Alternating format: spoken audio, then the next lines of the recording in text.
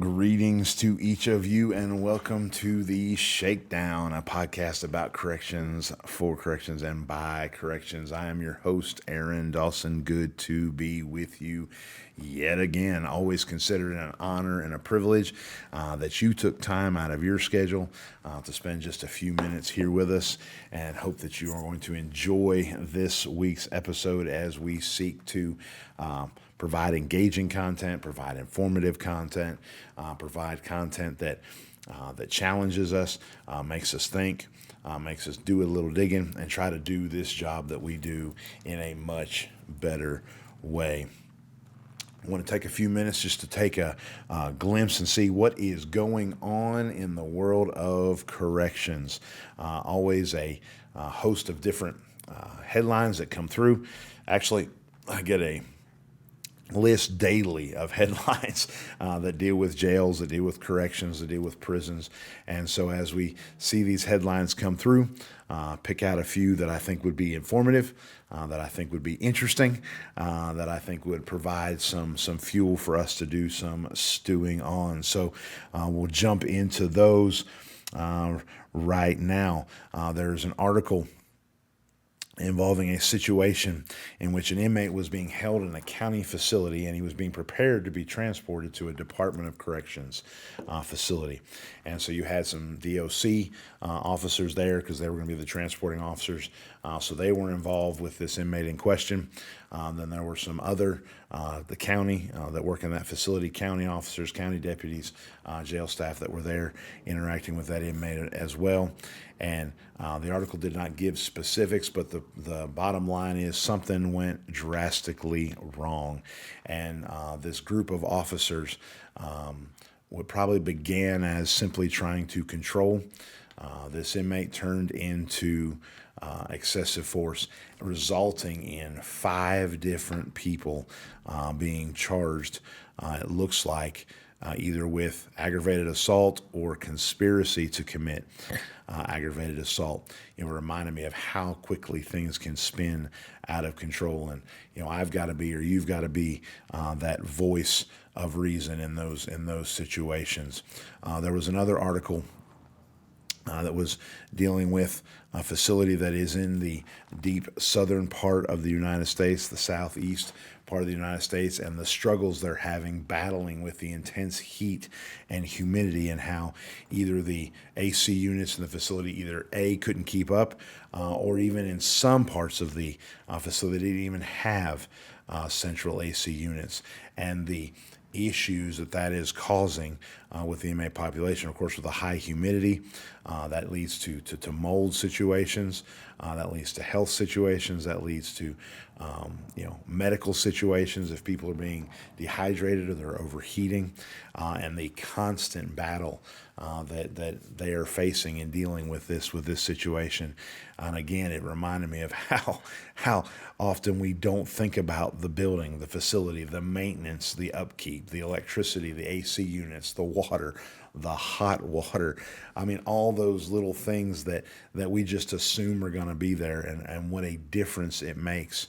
And this agency, this organization, they're struggling. They know what needs to be done, but it comes down to funding to make it done, and that challenge of doing the best job that we can, in spite of the limitations that we may have, going above and beyond to show that we are doing our best to provide the best care that we can for the inmates we're responsible for, given the criteria that we are in, and making sure that when there are issues, that we notify maintenance staff, that we notify supervision, so those things can be addressed quickly. This another article that jumped out at me, I thought was very interesting. The article was mainly about this agency and the fact they were dealing with being not adequately staffed, being understaffed, and they were seeing results of that staffing shortage in the agency and the facility, the upkeep, the behavior of the inmates, and so forth and so on. The huge rise in assaults on staff and assaults on other inmates, those things that we're very familiar with, that coincide, that go hand in hand with staffing numbers. But one of the things that jumped out at me that I thought was very interesting is that the staff made this statement when they were interviewed for this article.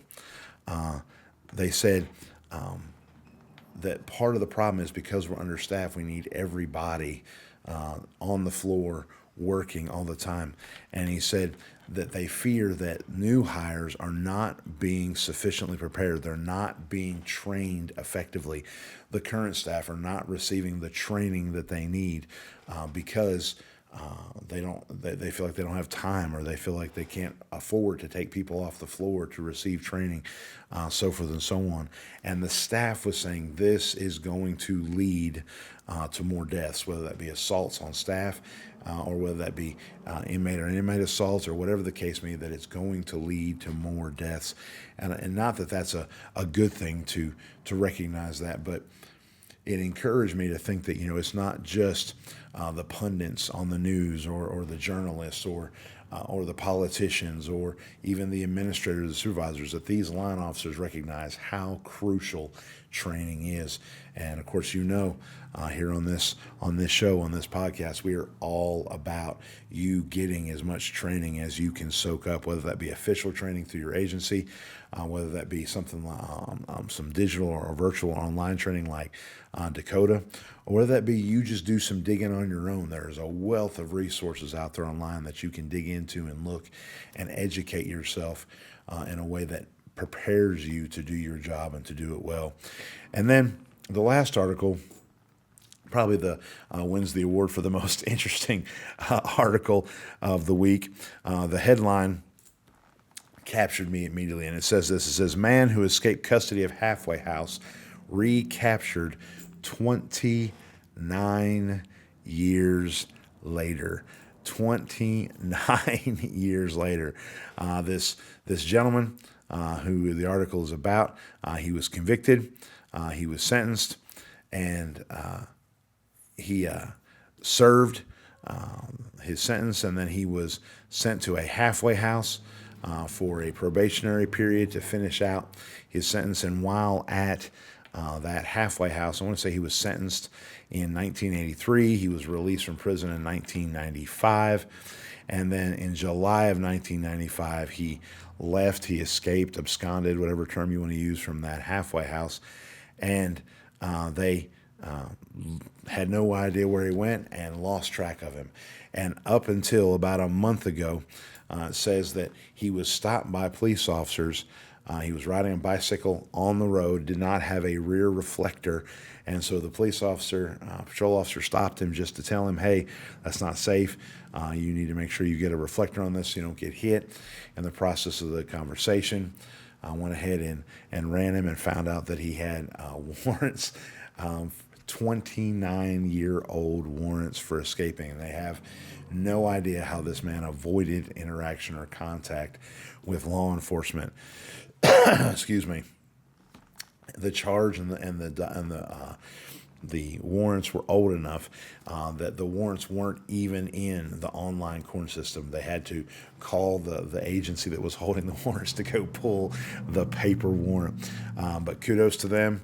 Good catch. But now here's this man for 29 years. Now he's 71 years old, fixing to have to go back to court for a warrant on escape from 29 years ago. Well, guys, I hope you have an awesome week. I look forward to each and every opportunity we have to be with you on this podcast. I hope that you are pushing forward, staying sharp, digging, growing your knowledge and your professionalism. And guys, make use of those tools that are out there. Every chance you get, you enjoy these episodes, go to YouTube, search the Shakedown Podcast, find that episode that you enjoyed, share the link with other folks. Let them know, hey, I want you to check this podcast out. They've got some good information you need to check out. Hit that like, hit that subscribe, leave something in the comments. Let us know what you think about what it is that we're trying to do. As always, honor and a privilege to be with you. And until the next time, stay sharp, stay safe, stay vigilant. Godspeed.